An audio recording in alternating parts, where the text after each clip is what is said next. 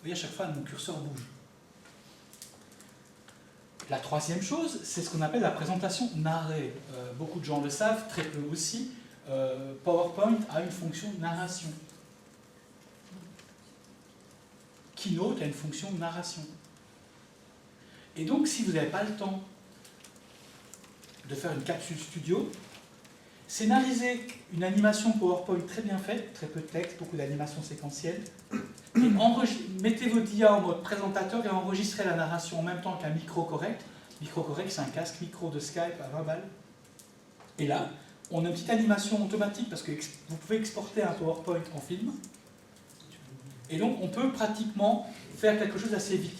J'ai eu beaucoup d'exemples de profs qui disaient « Zut, je suis envoyé en mission pour remplacer un collègue, mon cours la semaine prochaine, il saute, et je voulais parler d'un truc super important, mais je n'ai pas le temps. » J'écoute.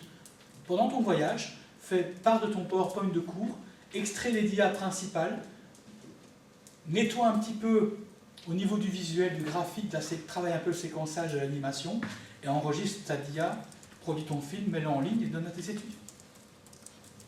Investissement du prof, très peu du conseiller, pas du tout du réalisateur, et avec un délai relativement immédiat.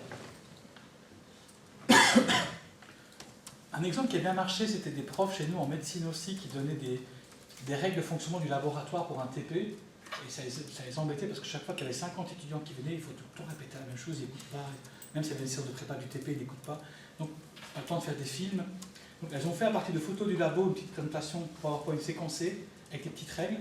Il y avait 2 ordi dans la salle du labo, et quand l'étudiant demandait, ben, va voir. Ça dure 1 minute par conseil, tu regardes, et ça fonctionne. Présentation en arrêt.